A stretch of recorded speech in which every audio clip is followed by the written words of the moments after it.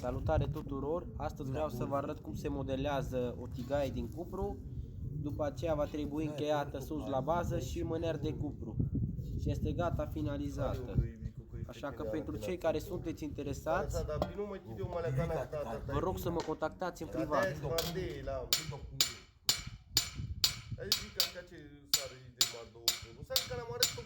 Haideți, dragi prieteni, să distribuim acest videoclip pentru a ajunge la un număr cât mai mare.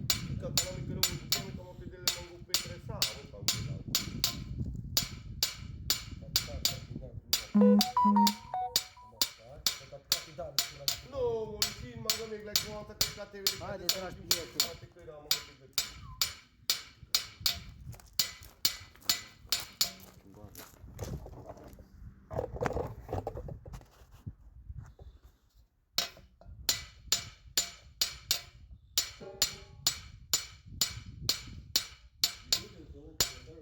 Haideți, v-ați rugat din toată inima să faceți acest videoclip cât mai cunoscut.